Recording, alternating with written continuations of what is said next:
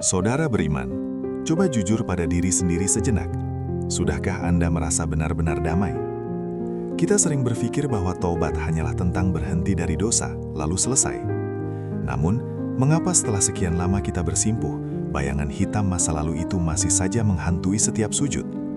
Mengapa rasa bersalah justru terasa semakin mencekik, seolah-olah Allah Subhanahu wa Ta'ala tidak benar-benar menerima kita kembali? Luka batin itu, saudaraku, adalah sisa-sisa dosa yang belum tuntas kita hapuskan akarnya. Ini bukan soal kurangnya rahmat Allah Jalla Jalaluh, melainkan mungkin ada yang keliru dalam cara kita berinteraksi dengan taubat itu sendiri, menjadikan proses hijrah kita terasa berat dan penuh keputusasaan, padahal pintu rahmatnya terbuka lebar seluas langit dan bumi. Assalamualaikum warahmatullahi wabarakatuh, sahabat beriman yang dirahmati Allah. Selamat datang kembali di majelis virtual kita yang insya Allah penuh berkah ini. Saya tahu, sebagian besar dari kita yang hadir di sini membawa beban yang sama, luka batin yang dalam, goresan dosa masa lalu yang sulit diampuni bahkan oleh diri kita sendiri. Kita sering berpikir bahwa taubat adalah sebuah peristiwa tunggal, seperti menekan tombol reset pada komputer, padahal taubat adalah sebuah perjalanan hati yang berkesinambungan, yang memerlukan kesungguhan tingkat tertinggi, yaitu taubat nasuha. Kita harus sepakat dulu, luka batin itu ada bukan karena Allah enggan mengampuni, melainkan karena kita sendiri yang belum sepenuhnya melepaskan hak menghakimi diri dari tangannya. Kita terus-menerus memenjarakan diri dalam penyesalan yang tidak produktif, padahal Allah telah menjamin bahwa orang yang bertaubat dengan sungguh-sungguh akan diampuni dosa-dosanya, seolah-olah ia baru dilahirkan kembali. Banyak di antara kita yang salah memahami konsep penyesalan dan taubat. Penyesalan, saudaraku, adalah pintu masuk. Itu adalah rasa sakit yang kita rasakan ketika menyadari kesalahan kita, sebuah alarm yang dibunyikan oleh fitrah. Tapi taubat yang sejati jauh melampaui rasa sakit itu. Taubat adalah aksi, sebuah keputusan revolusioner untuk membalikan badan dari jalan kegelapan menuju cahayanya. Jika kita hanya menyesali dosa tapi tidak mengubah perilaku dan lingkungan, luka batin itu akan tetap menganga, sebab akar dosa yang memicu luka adalah lingkungan yang buruk, teman yang salah, atau pola pikir yang keliru. Jika kita ingin luka itu terhapus total, kita tidak hanya perlu membasuh hati dengan air mata, tetapi juga mencabut seluruh tunas yang pernah menumbuhkan bibit keburukan tersebut. Lantas, bagaimana taubat nasuha bisa menghapus luka hingga ke akarnya? Taubat nasuha itu memiliki 3 rukun wajib yang harus terpenuhi. Pertama, an-nadam, yaitu penyesalan yang mendalam dan tulus di dalam hati, bukan sekedar basa-basi lisan. Penyesalan ini harus membuat hati bergetar, merasakan betapa hinanya perbuatan maksiat itu di hadapan Allah yang Maha Agung. Kedua, al-iqla, yaitu segera meninggalkan perbuatan dosa tersebut saat itu juga, tanpa menunda-nunda dan tanpa menyisakan jejak yang bisa menarik kita kembali. Ini adalah fase tindakan nyata. Dan yang paling penting, rukun ketiga adalah al-azmu, yaitu tekad yang kuat, janji suci di hadapan Allah bahwa kita tidak akan pernah kembali kepada dosa itu, meskipun setan terus merayu. 3 pilar ini harus kokoh berdiri, agar taubat kita diterima dan menjadi pembersih luka batin. Ketika kita gagal dalam proses hijrah dan taubat, seringkali masalahnya ada pada rukun ketiga, al-azmu. Kita menyesal, dan kita meninggalkannya, tetapi kita gagal membangun benteng pertahanan di hati kita. Kita tidak sepenuhnya yakin bahwa kita bisa hidup tanpa dosa itu, sehingga setiap kali godaan datang, benteng tekad itu runtuh. Ingatlah saudaraku, Allah Maha tahu bahwa kita adalah makhluk lemah yang mungkin saja tergelincir lagi. Namun, yang Allah lihat adalah keseriusan dan kejujuran tekad kita.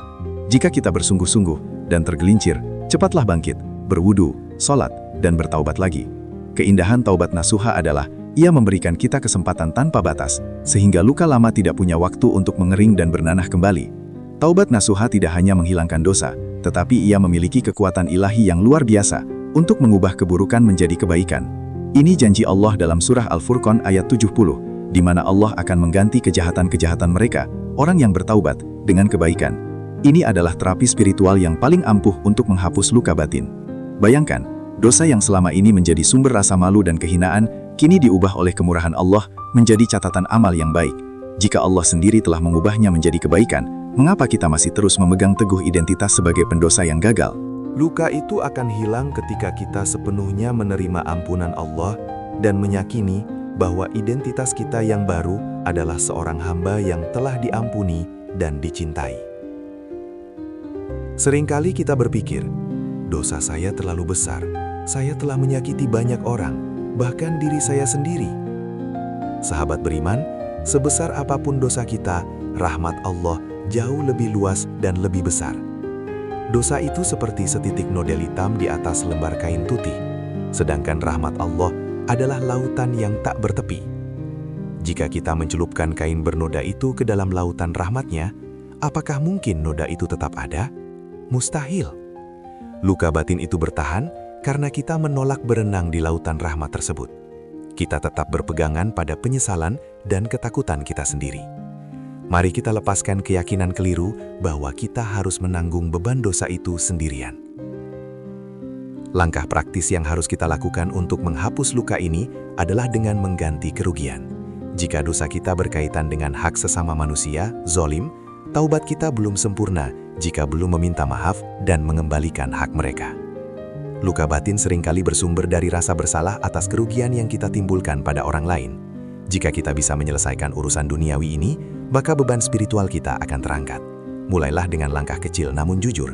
Hubungi orang yang pernah kita zolimi, sampaikan penyesalan kita dengan tulus, dan berjanji untuk menebus kesalahan tersebut sesuai kemampuan kita. Ini adalah bagian dari totalitas taubat nasuha. Selanjutnya mari kita bahas tentang self-forgiveness atau memaafkan diri sendiri dalam kacamata Islam. Kita terlalu sering menghakimi diri sendiri, padahal Allah telah menutup aib kita dan membuka pintu maaf. Ketika kita terus-menerus menyalahkan diri atas kesalahan masa lalu yang telah kita taubati, itu sama saja kita mempertanyakan keampunan Allah. Itu menunjukkan bahwa kita merasa hukuman dari diri kita sendiri lebih adil atau lebih pantas daripada ampunannya yang maha sempurna. Hentikan siklus kekejaman terhadap diri sendiri ini. Jika Allah telah memaafkan, maka kewajiban kita adalah menerima anugerah itu dan melanjutkan hidup sebagai hamba yang bersih, bukan sebagai mantan pendosa yang terikat rantai masa lalu.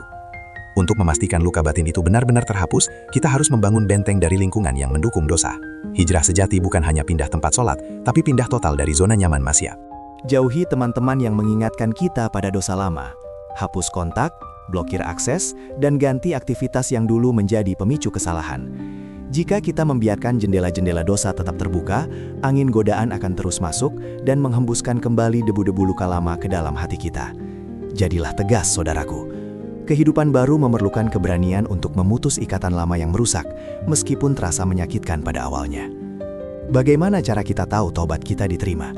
Salah satu tandanya adalah hati menjadi tenang dan damai, dan rasa takut kita hanya tertuju pada Allah, bukan pada hukuman dari masa lalu. Hati yang menerima taubat sejati akan dihiasi dengan ketenangan, sakinah. Ini bukan berarti kita berhenti takut berbuat dosa. Justru kita semakin takut untuk mengulangi kesalahan karena kita telah merasakan manisnya ampunan dan bersihnya hati. Hilangnya luka batin adalah manifestasi dari ketenangan ini. Kita tidak lagi khawatir akan dihakimi manusia, karena fokus kita hanya pada penilaian dari Sang Pencipta. Setelah bertaubat, tingkatkan kualitas ibadah kita, terutama sholat malam, qiyamul lail. Ini adalah momen curhat paling pribadi dan jujur dengan Allah. Ketika semua orang tertidur, kita datang kepadanya dengan hati yang tulus. Sholat malam adalah operasi pembersihan luka batin yang paling intensif. Di dalam sujud yang panjang, kita lepaskan semua penyesalan, semua ketakutan, dan semua luka lama. Di sanalah kita mengisi kembali energi spiritual yang terkuras oleh perjuangan hijrah. Jika kita konsisten mendirikan sholat malam, insya Allah, dinding kekhawatiran dan kesedihan akan runtuh perlahan. Jangan lupa sahabat beriman, perbanyak sedekah. Sedekah memiliki kekuatan luar biasa untuk menolak bala dan menghapus kesalahan, sebagaimana api dipadamkan oleh air. Jika dosa kita terkait harta atau kesalahan materi, sedekah adalah salah satu cara terbaik untuk menebusnya. Bahkan sedekah dengan senyum tulus pun bisa menjadi obat mujarab bagi luka batin. Mengapa? Karena sedekah mengajarkan kita untuk memberi dan berfokus pada kebaikan, menggeser fokus dari kegagalan masa lalu menuju kebermanfaatan di masa kini. Ia membersihkan kekikiran hati yang seringkali menjadi cikal bakal dosa. Penting sekali untuk memelihara zikir dan istighfar, memohon ampunan. Istighfar bukan hanya diucapkan setelah kita berbuat dosa, melainkan harus menjadi nafas hidup kita. Rasulullah Shallallahu Alaihi Wasallam yang maksum saja beristighfar lebih dari 70 kali sehari, apalagi kita yang setiap saat rentan tergelincir. Istighfar yang konsisten adalah perban yang kita letakkan di atas luka batin, memastikan bahwa luka itu tidak terinfeksi lagi oleh bisikan syaitan. Jadikan lisan kita basah dengan lafaz Astaghfirullah wa atubu ilaih. Aku memohon ampun kepada Allah dan bertaubat kepadanya. Saudaraku, mari kita ubah persepsi kita tentang masa lalu. Masa lalu yang kelam itu jangan dijadikan beban yang membelenggu, tapi jadikanlah sebagai guru terbaik yang pernah kita miliki. Berkat masa lalu itu, kita tahu betapa berharganya hidayah dan betapa hinanya maksiat. Luka batin yang dulu kita rasakan adalah pengingat bahwa kita pernah salah, namun kini kita telah memilih jalan yang benar. Setiap kali ingatan dosa itu muncul, ubah refleksinya. Alhamdulillah, Allah telah menyelamatkanku dari jalan itu. Taubat nasuha juga menuntut kita untuk berbaik sangka, husnudzon kepada Allah. Syarat utama hilangnya luka batin adalah keyakinan total bahwa Allah telah mengampuni kita tanpa syarat. Jangan biarkan syaitan menanamkan keraguan di hati kita dengan berkata, "Taubatmu palsu, dosamu terlalu besar." Keraguan adalah racun bagi taubat. Yakinilah saudaraku, bahwa Allah lebih mencintai hambanya yang kembali merangkak kepadanya setelah jatuh daripada hamba yang merasa dirinya sudah suci sejak awal. Rahmat Allah mendahului murkanya. Agar taubat kita awet dan luka tidak kambuh, kita perlu menguatkan persahabatan dengan orang-orang soleh. Mereka adalah vitamin spiritual kita yang akan menarik kita ke atas ketika kita mulai merasa lelah. Lingkungan yang baik adalah 50% dari kesuksesan hijrah kita. Ketika kita berada di tengah jamaah yang selalu mengingatkan kita pada kebaikan, bisikan dosa dan luka lama akan terdengar samar. Mereka akan menjadi cermin yang memantulkan citra diri kita yang baru, citra diri seorang hamba yang berjuang meraih ridhonya. Cobalah untuk rutin melakukan muhasabah, yaitu evaluasi diri harian. Sebelum tidur, duduklah sejenak dan hitunglah kebaikan dan keburukan yang telah kita lakukan hari ini. Jika kebaikan lebih banyak, ucapkan syukur. Jika ada kesalahan, segera beristighfar dan berjanji untuk tidak mengulanginya esok hari. Muhasabah adalah proses penyembuhan luka batin yang paling efektif, karena ia mencegah luka kecil menjadi luka besar. Ini adalah cara kita memonitor hati, agar tidak ada lagi benih dosa yang tumbuh secara diam-diam. Ingatlah selalu kisah para nabi dan orang-orang soleh yang juga pernah berbuat kesalahan, namun mereka segera kembali kepada Allah dengan taubat yang tulus.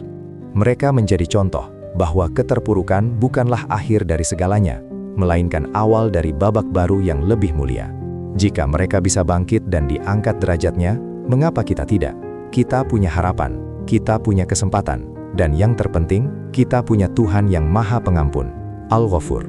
Jadi, jangan pernah merasa terlambat untuk memulai. Taubat yang menghapus luka batin adalah taubat yang diiringi oleh rasa syukur dan optimisme. Syukuri kesempatan kedua ini. Syukuri bahwa Allah masih memberi kita nafas untuk memperbaiki diri. Kita tidak lagi hidup dalam bayang-bayang kegagalan, tetapi kita hidup di bawah naungan rahmat dan janji ampunannya. Ketika kita bersyukur, hati akan dipenuhi cahaya, dan cahaya itu akan menghapus kegelapan luka lama. Mari kita tatap masa depan dengan penuh harapan dan keyakinan, bahwa Allah telah menuliskan lembaran baru yang bersih untuk kita. Jamaah sekalian, saudaraku seiman, sungguh Allah memanggil kita hari ini. Panggillah namanya dengan penuh harap, tumpahkanlah air mata penyesalan di atas sajadah, dan yakinilah bahwa setiap tetes air mata itu adalah pembersih bagi luka dan dosa kita. Angkatlah beban itu, lemparkanlah ke hadapan Allah, dan terimalah ketenangan yang Dia berikan. Ini adalah saatnya kita menutup babak luka, dan memulai kisah kehidupan yang penuh berkah dan ampunan. Jangan simpan kebaikan ini sendiri. Bagikan tausiah ini kepada sahabat atau keluarga Anda yang mungkin juga sedang berjuang dengan luka batin. Tuliskan doa terbaik Anda di kolom komentar, agar kita bisa saling menguatkan. Mari kita tutup dengan doa. Ya Allah, terimalah taubat kami, hapuslah luka-luka kami, dan wafatkanlah kami dalam keadaan husnul khatimah. Subhanakallahumma wa bihamdika, asyhadu an la ilaha illa anta, astaghfiruka wa atubu ilaik. Wassalamualaikum warahmatullahi wabarakatuh.